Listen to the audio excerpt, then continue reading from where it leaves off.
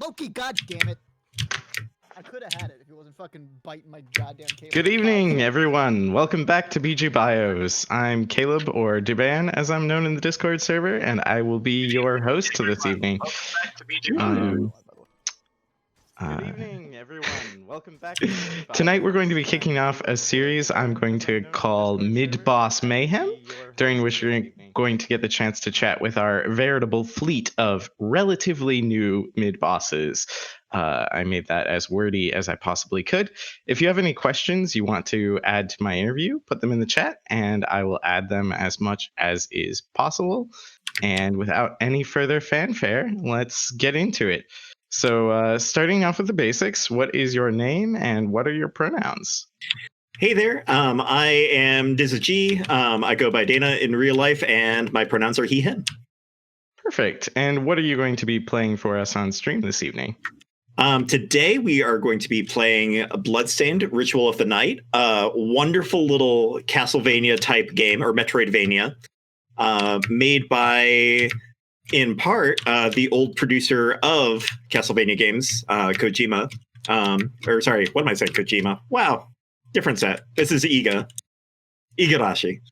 I've had Metal Gear Solid stuck in my head for the last few days, so I apologize in advance. Fair enough.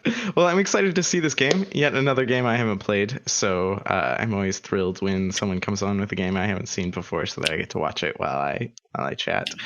Okay, cool. So, as has become our now long-standing tradition, let's start off with some rapid-fire questions. I'm pretty sure you know how this works since you've hosted this show before.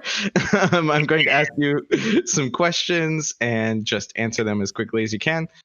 They're organized into sets, so I'll give you a moment to breathe in between each set. So take a deep breath, and we'll get started. What's the best winter beverage? Best winter beverage? Ooh, I will get in trouble if I don't say coquito. Good choice. Pie or cake? Depends on the mood. I'm feeling pie as of late. Okay, that's the correct option. Would you rather have a microwave or a toaster oven? I think a toaster oven, because a toaster oven is going to give you more delicious food, even if you have to wait a little bit more. Good choice. What's the worst condiment? Ketchup. Oh my god. What's the right way to eat an Oreo? Right way to eat an Oreo? With milk. However else is up to you. Fair enough. What's your favorite pizza topping? Favorite pizza topping? Not pineapple. I like myself a lot of meat. Like meat lovers, that's where it's at. Favorite alcohol in a mixed beverage? Favorite alcohol in a mixed beverage? Vodka? It's easy to use. That's a good choice. All right. We've gotten to the end of our first set here, so we'll give you a second to take a breath. I've been overthinking the first set already, so we're with her out. I think there's going to be some pineapple controversy. I can't tell which thing in that set was the most controversial yet, but I'm sure it will pour in the chat, and we'll see momentarily. If anyone has an opinion about ketchup other than it's an abomination, they're wrong. So yeah. So City Junk says the right way to eat an Oreo is with ketchup. So I think that one was just flipping you. Wow. But AMD is kind enough to think that ketchup is an abomination. So you've got one teammate at least. All right. Without further ado, let's go ahead and get into our second set. Take a deep breath. What's the best color for a car? Blue. Good choice. In plush form, what's the cutest animal? The classic teddy bear. Good choice. What meme best describes you? Picard facepalm. Ignoring COVID, if you could travel anywhere right now, where would you go? Hawaii. 100% Hawaii. Good choice. What's the best way to travel? Best way to travel? By air. Agreed. Toilet paper, over or under? Over. Which is better, Android or iOS? Ooh, I just switched back to Android.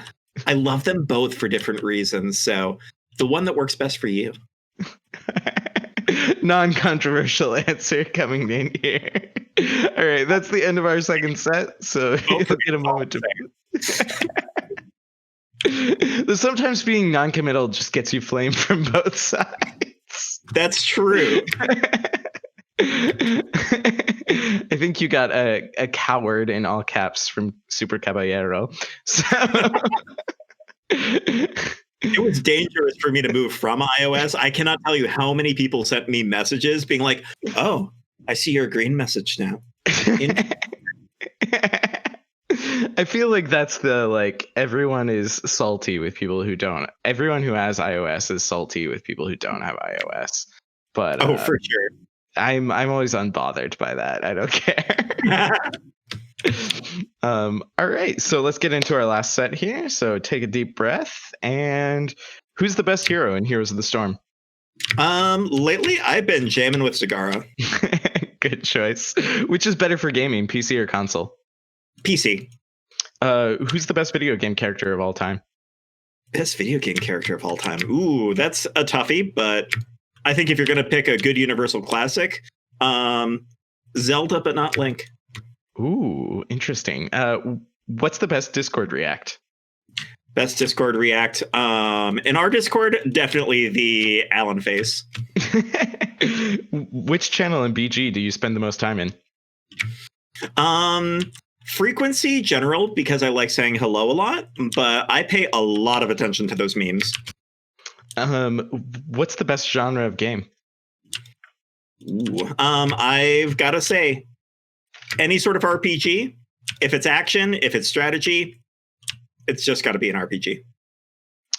Gotcha. Good. All right. So we've made it to the end of our rapid fire, the most controversial section of our show, I think.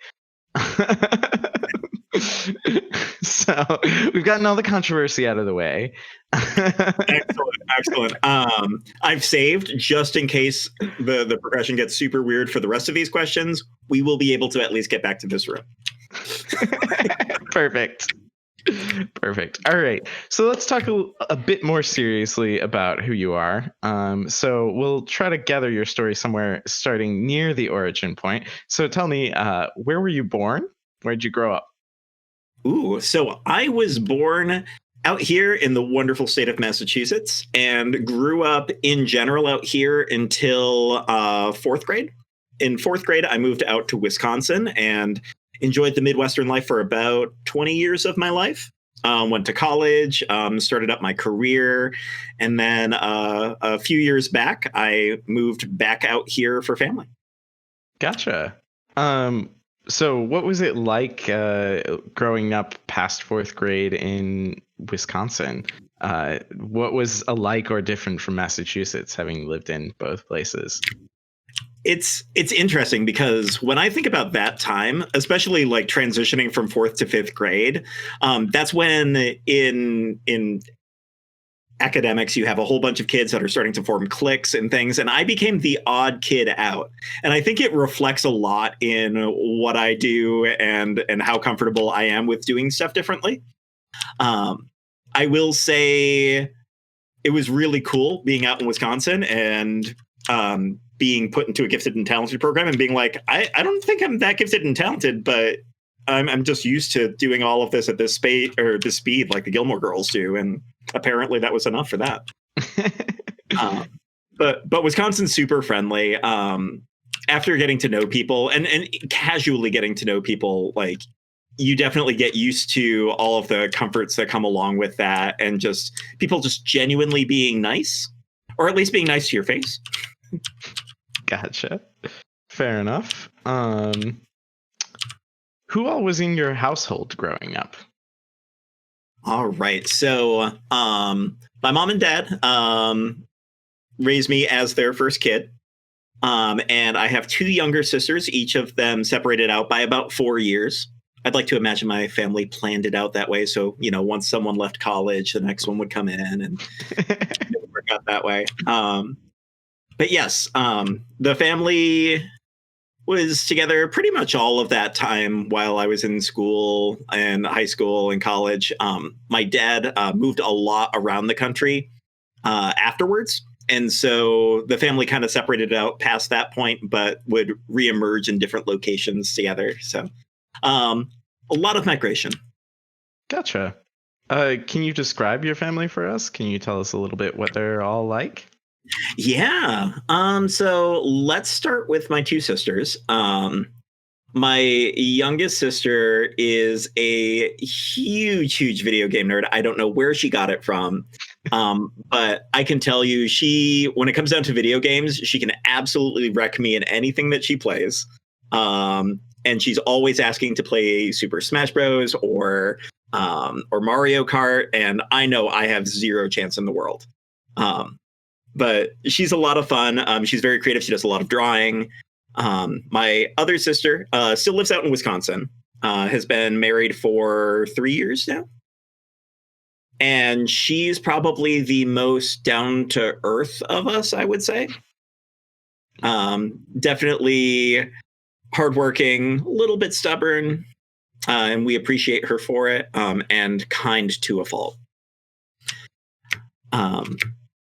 My mom is wonderful. In our history, when I was a little kid, and like around the coming out phase, things were especially difficult between me and her. But I think we've come to a pretty good understanding between us. She definitely grew up like born and raised Baptist, and it just ekes out of her in every single thing that she does. But definitely kind heart. And my dad worked in radio. That was his passion in his career. Amazing voice, a musician at heart. And that influenced a lot of what I did for kind of my college and high school experiences. And yeah, he was actually the primary reason why I moved back out to Massachusetts. We found out that he was really sick, and we only had so much time with him, and it gave me an opportunity to really reunite after being so separated out, and him being in all different parts of the country. So it was a reunification of a family that's kind of been separated since I left for college. Gotcha. Okay. How long ago was that? That would have been right before that one election that I try to forget. So that was November 2015. I moved out here, or sorry, 2016. Yeah, November 2016. Gotcha. Okay, fair enough. Is the family still in the area then? Or have you split back off? My younger sister has been staying in Wisconsin for it, and she's kind of been separated this entire time. But my youngest sister is out here, as is my mom. A lot of my extended family lives out here as well. So aunt, uncle, grandparents on both sides. So this is definitely the home that we have escaped from and returned to. Gotcha. Fair enough. So tell me a little bit about what you were like as a child. Were you an angel or a terror? Ooh. I think most people get to know me as a super nice person, and I don't know where they get that idea from, but I think I was a very well structured, well-reasoned child who did not want to create a lot of trouble for my family. The worst trouble I think that ever came of anything, if you ask them, would have been my coming out. And even then, like, that coming out scenario, it was going to happen at some point. So yeah, fair enough. What kind of schools did you go to for elementary, middle, and high school? So you did like half of elementary in Massachusetts, the second half in Wisconsin. What were the schools like throughout that period? Let's see. Elementary school. I think about all of them kind of in this giant mesh of, well, it was school. It was like anything else. Elementary school was really fun. I started to grow a lot of friendships and things. Had a lot of joy in that. Fourth grade, the year right before I moved, was also kind of the first year where I started really getting challenged by anything in school. once you start getting that grading system in, and that made me super nervous. You know, that time you get that first failing grade. Gotcha. It was basically the end of the world for me. So I was very much the students or the teacher's pet. And any moment that I got a time to impress a teacher, I wanted to do it. And that definitely continued through into Wisconsin. I think it was a little bit different because instead of trying to like be the best everywhere and show that I'm the best of my class, like it was just, I became a little bit more introverted. It was more important for me to be just good for me. Gotcha. In high school, especially, I kind of went out a little bit on my bounds there. I didn't get into sports, but I did get like a varsity sports letter for being a part of the debate team. Interesting. Which is, you know, if you have to get it and you don't want to do a sport, that's the best way to do it. I also did find a good amount of social network in doing band in middle school and high school. And that's really where I found kind of my best friends during that time. That was my escape from everything else. And, you know, not having to worry about anything but being myself. Like that's where I found it in band. Gotcha. Fair enough. I think that what you just said is interesting to me because I feel like in my high school experience, you could get a letter for band. You could not get a letter for any like debate or mock trial or anything. Yeah. So in my school, it was you could get one for band and choir, you could get one for academics, and then you could get one for a sport. And for some reason, debate and forensics got considered a sport. So kind of cheated. That's okay. Fair enough. Can you tell me a little bit about the debate team? What did you do? Yeah. So different schools have different types of debate. And the one that my school was most focused in on is like policy debate. So you would have a resolution for the year and you would have two teams that would make a policy that would solve for the overarching or one of the overarching issues in said topic. And then the other team would refute whatever you said. And no matter what, their objective was to prove that your plan was going to be a failure. And of course, you got to swap all the time. So you would, you know, on one side of things, you'd be like, you know, ocean fish policy and the things that are going on with dolphin-free tuna and not being represented right. That's a problem. And then on the other side of things, you'd be like, oh, absolutely not. And it was interesting because you had to learn both ends and speak to them in a way that was eloquent and also extremely fast. You only got a very limited amount of time to say things. And because of that, I find myself very often over talking, which, you know, you get to that point with Gilmore Girls speak where you're just saying the same thing over in different ways. It just, I don't know. But yeah, it was a lot of fun. And over time, I ended up getting involved in that, becoming a captain of the team.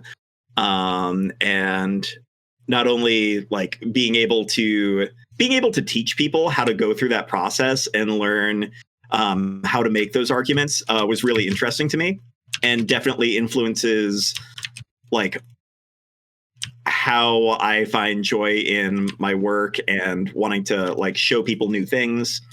I definitely found a lot of that in the debate team. Gotcha. Fair enough. Kara asks what instrument you played in band. So that's a good follow-up question I neglected. No, that's a great question, because when I went to college, I actually studied music education. So I studied saxophone, did pretty well with it. And like when I first went into college, the thought was, okay, well, I'm good at a few different things. What do I enjoy most? I enjoy music. That's where I find my solace and everything that's going on. And so I played saxophone through fifth grade all the way through high school and college. And I played a couple of other instruments, as you do, as a music major. Had a lot of fun with clarinet. I studied bassoon for a year, which is the most ridiculously fun instrument to play. It's got way too many buttons, and it's worth it because of it. Fair enough. There's some questions about whether you played alto, tenor, baritone, sax. Yes. Primarily alto, although I did have a few good moments with tenor and soprano saxophone. Gotcha. That was especially fun. One year I went out to a jazz band camp out in southern Illinois. And for the jazz camp, of course, everybody who wanted to join in on this this jazz camp played saxophone. So what ended up happening is you'd have like 20 some odd saxophones that were kind of left out of the rest of the groups.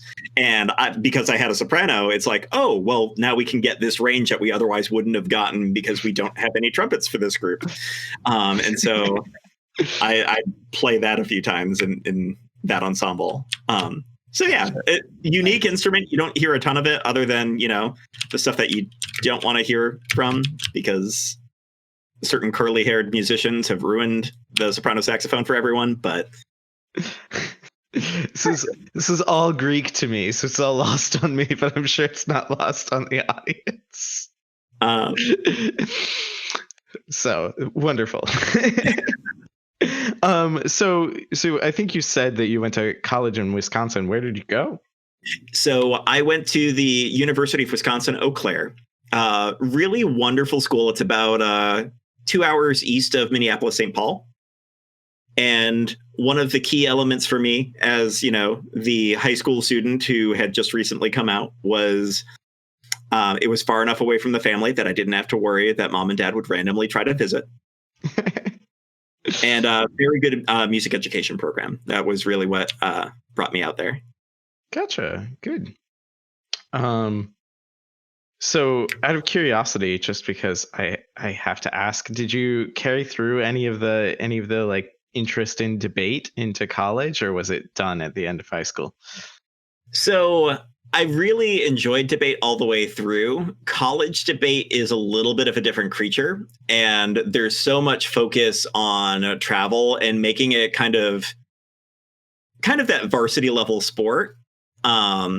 Not to mention most of the people who are in it at that point are studying either political science or other different pieces that I didn't have interest in, that I was just kind of done with it at that point.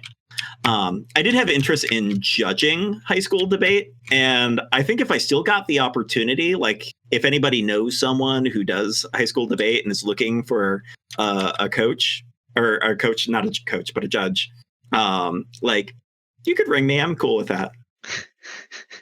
You heard it here first. That's an advertisement. So get that out to all your friends who are high school debate teachers.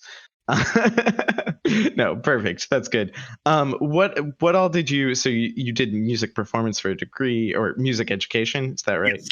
Sorry, I said the wrong thing, but I was thinking the right thing. So I'll give myself a break. What did you do? Any extracurriculars? Getting involved in any groups or anything in college that were of interest? Yeah. In college, I was primarily active in residence hall life. When I got there, you know, coming from a place where I've literally been in my home for an extended period of time, sometimes home didn't feel like the most comfortable of places in the universe. Like it was nice to have my own spot and a sense of community. And so supporting that and being involved in that group was super cool for me. Gotcha. And so, yeah, I did a little bit of like residence hall government stuff. So I guess some of the debate snuck in there maybe a little bit, but it's much more about community building than it is about like building policy or anything like that. So much more relaxed in that regard. Fair enough. All right. So can you tell us a little bit about what you do for work now? Yeah, so I work in retail. I work a lot with technology and help manage a team that shows people how to use it. We get a lot of people who use, you know, computers, tablets, smartphones, and have no idea what they're doing. And so I get a lot of questions on that. But I also get a lot of really good opportunity to just kind of share what's cool, what's interesting, and keep up to date on it all. Gotcha. Cool. Is it something you enjoy? I do. I really do. The biggest thing for me is like, I think, especially because I work in a sales position, very often the sales, like you think of somebody who's in that sort of work and you're like, oh, used car salesman, you're going to try to sell me something all the time. And it's so nice to be in that environment and just feel like I'm trying to solve a problem and help get people to where they want to be versus like just the hard, you're going to get this, you're going to get that. I think it's really cool because I can help change that perspective for a lot of people. And be able to share that philosophy with others as well. I feel like I can make a little difference in the world that way. Gotcha. Cool. What do you see in the cards for the future regarding your job, career development? What is the dream job, or are you at the dream job? Is there not a dream job? What's the deal? A good question. I would say like technology is always going to be in a big interest, and I'm always going to find myself in a spot where I want to be able to teach others. So I'm kind of at a really good nexus right now. But I think that there are a lot of different opportunities in my career field in general that do that. And the good news is, especially with tech, there are always people who need to understand what's going on. So there's a lot of flexibility with that. Sometimes you're looking more on the IT side. Sometimes you're looking more on the like the architect solution side. There's just so much opportunity that's sitting out there, and everybody in the world is using more technology than ever before. Certainly us gamers, we're used to it. We've been using all of these consoles and PCs, and we've been using Discord before anyone had the idea that they could do a video call. And so it's nice kind of being in that environment and bringing others along with. As long as I can do that, I will be happy. Sounds great. All right, so I will pivot here in a minute, but just to get us ready for some of the more serious questions, I do have a pretty serious one that I think our viewers are going to be really interested in, which is why do you hate ketchup so much? This is... I wasn't expecting it to get this deep, to be honest with you, but I guess that's where we're at. So, I've spent a lot of time out in the Midwest, and I've definitely felt indoctrinated in the culture. Chicago is one of those places that's really important to me. I still have a lot of really good friends out there that I catch up with regularly. Pun totally not intended. I was readying my band hammer.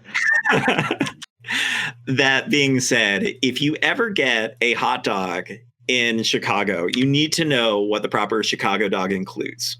You definitely put mustard in it. You put that wonderful, like super, super green, like toxic green relish on it. You can put salt on it, onions, sport peppers, which are those little tiny cute peppers. And that's what it is. You can have a good sesame seed bun on it if you want to. Like you can have a fancy bun, and it's got to be an all beef hot dog. But the one thing that you are not allowed to put on a hot dog in Chicago at all is ketchup. It's wrong and it's terrible. And I'm pretty sure that you could risk your physical health asking for it in some locations.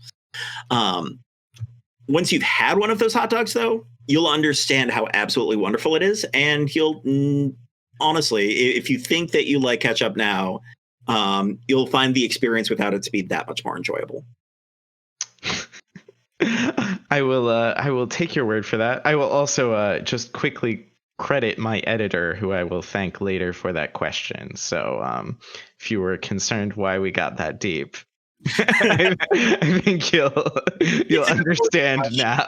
It's an important question, and I know I haven't told everyone in the world yet. But the other 3% that are left after today, you'll find out soon. All right. So with that, we will pivot into other serious questions. Let's chat some about identity. Sure. So what are elements of your identity that are most important to you? Do you think there are a few words that sum up who you are well? Let's see. I think gamer is definitely a hard definition for me. Like video games have been a part of my life and my handling of difficult situations. Um, Talking a little bit of my childhood. When I was a kid, didn't have a ton of friends. Like my computer became my go-to, and like I would play games like Monopoly Online, where people were literally just playing like the regular board game of Monopoly on a computer, and there was like a ladder system that was on the internet back in the early days, and you would just like manually tabulate your wins and your losses, and like that was my fun time. That was what made my day. So um I'm well established in just games and understanding strategy and kind of that mental piece of it.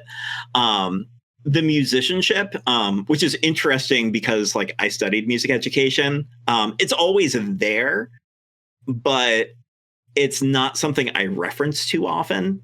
And I think a lot of it came from like college burnout. Gotcha. Yeah. And I find joy. I think now I find joy the way that most people find joy in it, and just the listening and the dancing and the having fun part of it. And then people are oddly surprised when I'm like, this sounds off key. I don't know what's going on here. Like, why are they raising this a major second here? They should be doing this a lot later on in the piece. Like little detail stuff like that. And it's like, where'd this nerd come from? So definitely a bit of that. I'm trying to think what else, like if I were to say like core identities. I mean, my sexuality, being a gay man, definitely has sparked a lot in my life. A lot of the family challenges, a lot of the really amazing connections that I've gotten as well, and my understanding of the world around me. Like sometimes I come to appreciate like being in a queer space. Like we perceive things very differently than like when you talk with a random straight friend who's like very, very confused about RuPaul, for example. I don't know. And here we are like, yeah, I've been gagging all day about this. I don't know what your issue is. But yeah, Fair. I would say those are my three. That's fair. So speaking specifically about the part about being a gay man, did you have? It sounds like you did have some sort of formal coming out. What did that look like for you? How did that happen? Oh, I'm going to share a fun story here. So, I was 15 going on 16, and I had my first, I would say, serious relationship. I'm living in Wisconsin at the time, and the boy of my dreams was living out in New York City. And we would do video chat every once and again, and we played Ragnarok Online together. So it was a good, happy moment. If you have not played Ragnarok Online before, it's an early generation MMORPG. So basically, you know, we spent hours and hours and hours and hours together just farming that one item that would give you 1% more damage, because the rates were so low and you were expected to grind for everything. And the way that the timing worked out, I started leaving hints for my parents, in just like not wanting to talk as much about, or not trying to avoid hiding like the chats and going on to the game and hanging out and all of this. And I let my parents confront me. Not the best decision, as it turns out.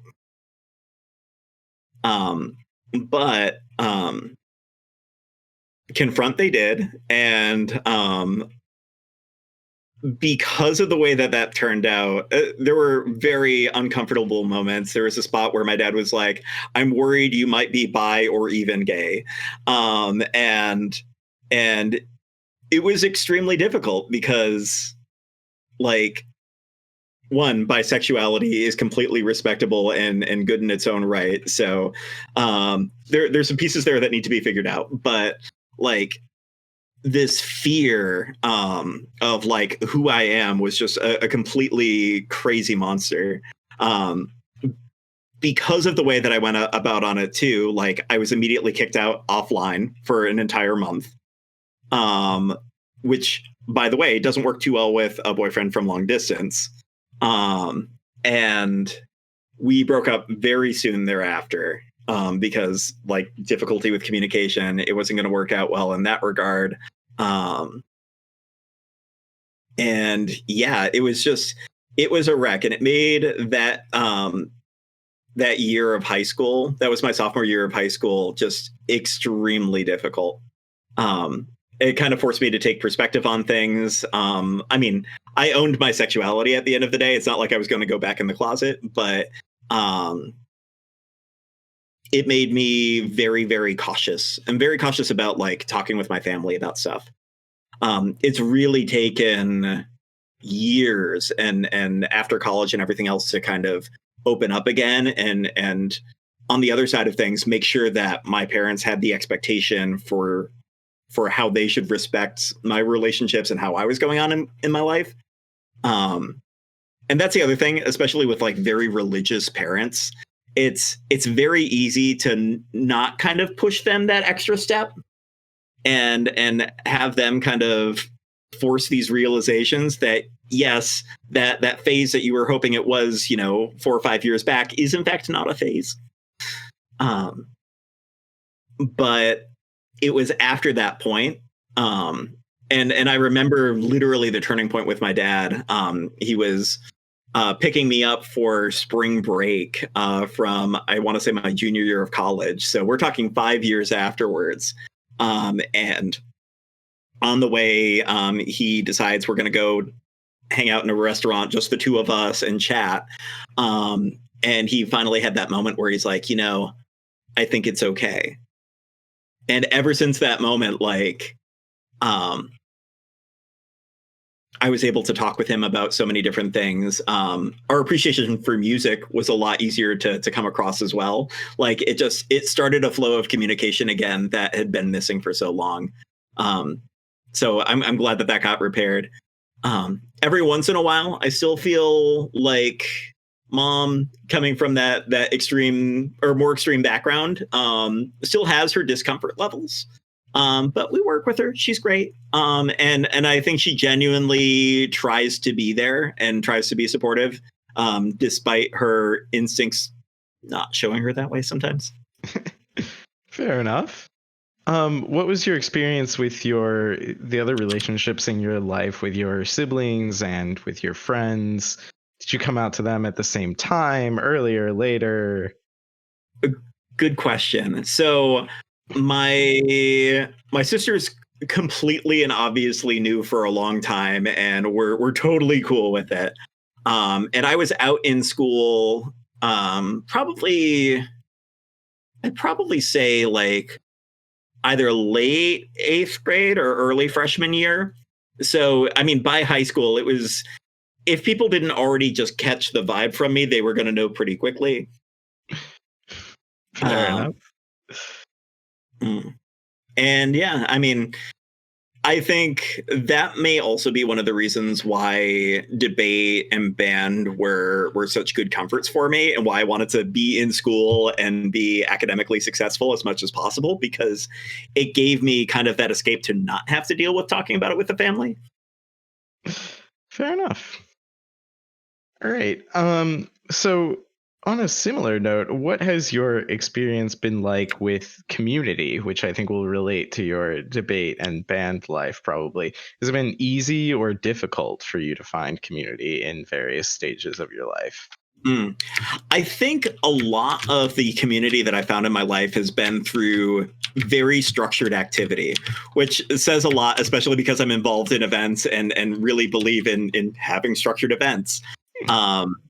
Debate definitely helped out because you're in an environment where people are considering all sorts of different perspectives and willing to share their perspectives as well. So I got to know a lot of different ideas on things, and different people. I never thought that I could be friends with someone that was like extremely conservative, and found some really good companions there, for example.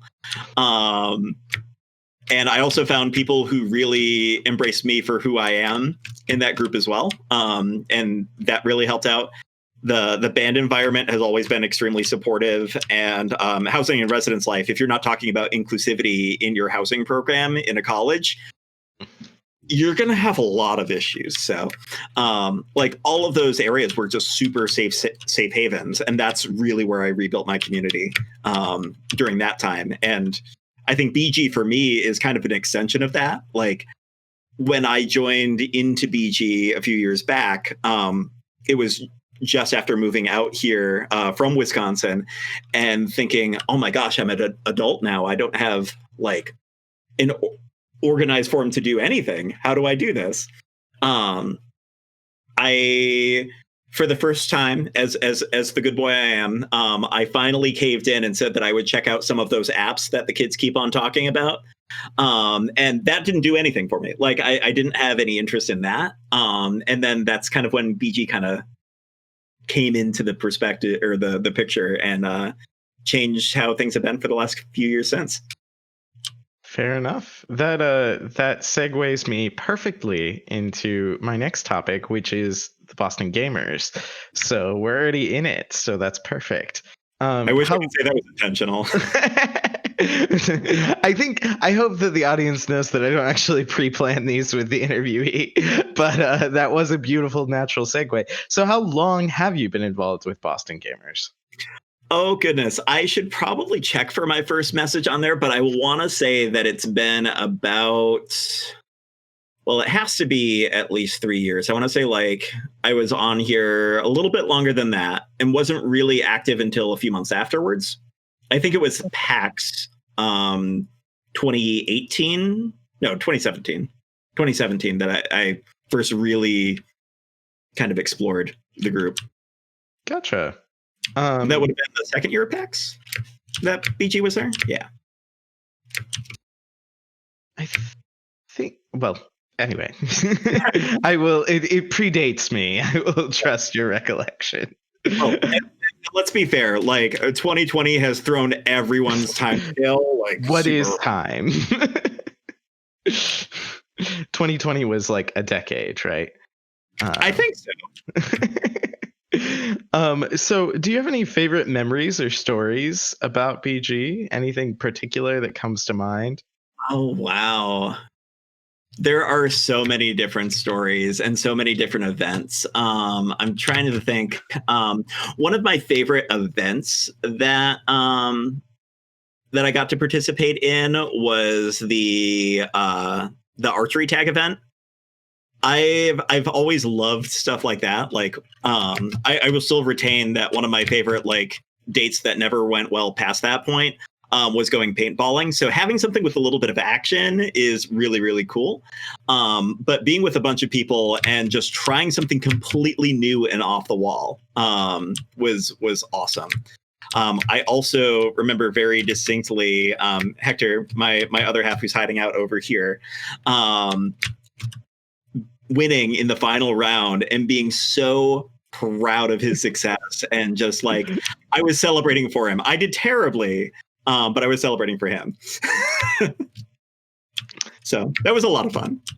Good. That's a great memory. So what makes BG a home for you? What makes it possible for you to find community in this group specifically? I think the biggest thing that helps like build community is that feeling of support in inclusivity and the genuine curiosity that the group has. Like if there's like something to post somewhere, like in memes or just like saying hello in the morning and how your day is, like there are people in our group that are genuinely like, oh, that sounds absolutely fantastic. I'm happy for you. Or I'm sorry to hear you're having a bad day. What's going on? Just having those little moments where people want to know what's happening and want to involve themselves with each other, like that's huge. And I think that BG as a group encourages that extremely well, especially for like for a group of our size. Like, it's hard to feel like you're having one-on-one conversations when you think, oh my gosh, I'm in a group with, you know, hundreds and hundreds and hundreds of people. But those moments happen, and they happen all the time. Yeah. Awesome. So you're among the first cohort of mid bosses that was brought in by application. What drove you to apply? Let's see. I would say when you find a group of people that you care about and they've done so much for you, you want to give back. And so for me, part of it is wanting to make sure that I can help support the group that has made such a big difference in my life and made so many good moments for me. And the other part of it is, if I have nothing to do, I go stir crazy. So it's nice to have something that has some structure that I can support, and make sure that, you know, people can do the events that they want to do. That's the coolest thing about being an events mid boss, is like just that moment of like, I have no idea how to run a D&D campaign, but like we have a group that's running one-off D&D campaigns and doing it without a hitch and having a blast. Like, it feels so good to be able to be a support and help out with that, or see the different creative things that are going on. The other piece I think to it is I've got a lot of experience with my Twitch account and broadcasting, and being able to provide you know, a good environment online through specific activity.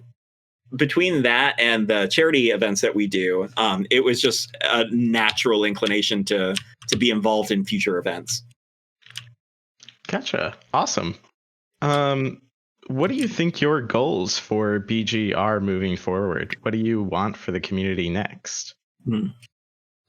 I would say the biggest thing that I want for the community is to be able to have kind of that beacon for people like me 3.5 years ago who didn't know that there was a group like this out there, that could support them, that would, you know, be able to relate to being queer and being a gamer and enjoying music like we have in our music channel, and just living our lives fully and without question, you know. Like, I promise you that we are making a difference in people's lives every day in our group already. And it's so amazing when you do hear that, or you see those moments where it's like obvious to you that there's a difference being made. But I know that there are other people out there who haven't seen that yet, who will want to see that. And so I hope that we can provide that audience for more people in the Boston area. Gotcha. Awesome. Yeah, I think that's a great goal. All right, so let's pivot, and we'll get a little bit less serious. We'll end on a slightly lighter note. Let's talk about some hobbies and entertainment. So, what do you have on TV these days? Ooh, so I've been watching a lot of anime and K-drama lately, and I'm a little embarrassed to say it, but it's so much fun. So with anime, it's been very much like that time I got reincarnated as a slime. There's a new series that came out that is kind of adjacent to that, called So I'm a Spider, So What? I think it is. And it's about these characters who get like instantly transformed into basically like an MMO game. And you get to see all of the people who are cohorting with each other and know each other from their class in their, you know, their school, because everybody has to be in high school. And the one person who has not become a part of this wonderful magical kingdom and is in fact just a spider. So really fun, and I'm excited to see more of that. It's brand new. The other series on the Korean drama side that I've been enjoying is called The Uncanny Counter. And it's an interesting play on like, what am I looking for? Like kind of like the Soul Reaper thing, but it's these characters who basically patrol a city and protect the town from these evil spirits that'll possess individuals of bad character.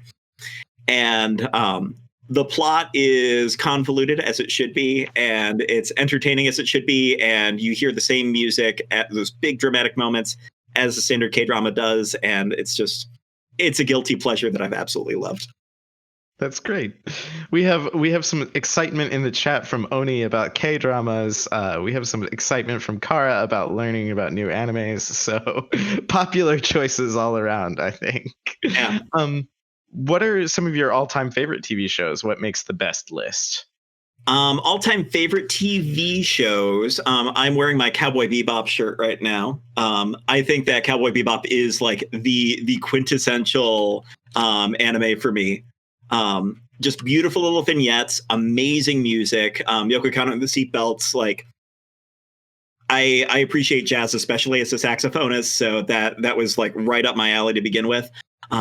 But I think the storyline and the beats and how they take these one-off plots and turn it into a larger segment was just very, very well done. It changed how I felt about anime to begin with, and haven't looked back since. I think if I'm looking at just general TV series, it's interesting because I like fantasy, but I never really watched like Game of Thrones, and I feel like I probably should have. If I'm looking, I do enjoy myself a good amount of sci-fi. So like Star Trek has definitely been there for me. I think Deep Space Nine is completely underrated. And as somebody who appreciates a little bit of political drama, Battlestar Galactica, if you have not spent the time on it, the new series, because it's still extremely old at this point, absolutely worth your time. Gotcha. I'm in the middle of my first ever Deep Space Nine journey, so Ooh, okay. I've been particularly enjoying Kira myself. But I was going to say, I think you would appreciate Kira as well. Kira and any alternate forms of her are all absolutely phenomenal in their own ways. Fair enough. Are you much of a movie person at all? If so, what are some of your favorites on the movie list? Ooh, I would say if I'm looking for best movies, I will absolutely love at any moment you can bring any of the original Lord of the Rings trilogy to me and we will watch together. New Zealand's gorgeous. The acting is amazing. And I somehow got my boyfriend to watch the first movie when he was absolutely insistent when we first met that it would never happen. So I'm a third of the way there. I don't know what to complete the original trilogy. I'm worried that we'll go into the Hobbit prequels and I don't want to see those, but absolutely worth it. I am going to quickly jump back because I got a question, but because of the Twitch lag, I didn't get it in time. So Kara asks what your thoughts on our good friend Dr. Julian Bashir are. Oh my goodness. So I feel like I'm supposed to be incredibly attracted to him, the way that he goes about things and how pompous he is. And it never quite works for me. Like, I feel like, I don't know. Like, I don't get into him the way that I think a lot of other people do. I guess I just appreciate my mechanics a little bit more than my doctors. We'll leave that statement to stand for itself. We can title the YouTube VOD that. No. So what has your gaming life been like recently? What have you been playing? Let's see. I recently finished Bloodstained and have proceeded to 100% it for the map and explore everything. And I want to play more, which is dangerous. I've also been playing a lot of Heroes of the Storm, which some of you might know. Caleb has no idea about this, but no idea how that started. And it's interesting because like I'll go through phases of MOBAs where like I'll be super, super interested in it for a period of time, and then it typically disappears. I think it helps to have good friends to play with when it comes to a MOBA. Well, really any game, but MOBA in particular. If you can get a regular group of people who want to hang out, it's a lot of fun. League of Legends has been the same way for me in that regard.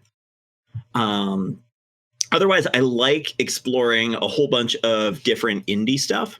So, case in point, there is an early access game called Tinkertown, which is kind of a 2D survival type game.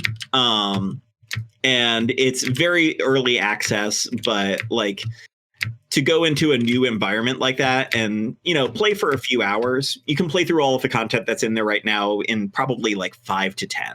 So it's not like it's a big game by any means, but just to do something different and see how like different developers will change up a formula for like how a builder game goes or how a survival game goes, I find really interesting. That's awesome.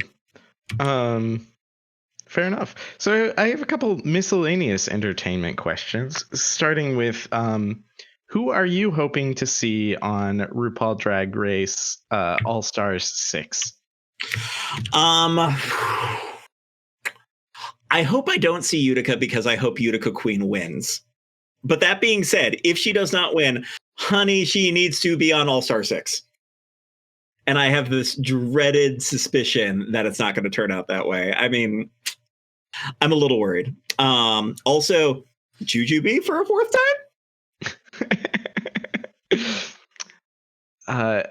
I'm going to do another jump back because the Twitch lag betrayed me again. But AMD asks, what is your favorite area in Bloodstained? Favorite area in Bloodstained has probably got to be the Den of Behemoths. The area literally takes a few of the key rooms that you go into earlier in the stage and makes them super big, or presumably makes you super small inside of them. And I thought it was just a beautiful play on kind of the standard tropes of like Metroidvania games, that instead of you changing so that you get more access to different things, like you hit this environment where the world changes around you. It's a lot of fun. Gotcha. Awesome. So what are your top 3 foods or meals? What are your favorites? And if possible, where can we find those? Ooh, okay. So my top 3, I have a recipe for dip that I will literally credit with being the catalyst for my relationship of 3 years now, which is awesome. So let's credit the dip. The dip is amazing. I will never give you the recipe unless you've really, really earned it, but it's delicious, it's savory, and probably not good for you. My second one will be poke. My trip out to Hawaii a few years back was absolutely amazing. And one of the things that I enjoyed most of it is poke, which is a Hawaiian traditional rice bowl that's filled to the brim with a whole bunch of different toppings. It's not something I see all the time out here. Like there are 2 places that I know of that are within reasonable distance for me. And, I'm not in Boston, but I'm in a good metro area. If you have not had poke before, absolutely worth going for. And I will say for my third, I love myself a really good ramen. There's a place out in Chicago that is kind of my quintessential, I have to go there every time I visit Chicago. And they have this amazing ramen shop in this little like mall area. And it's simple, it's delicious, and like people get it just for lunch, and it's next level.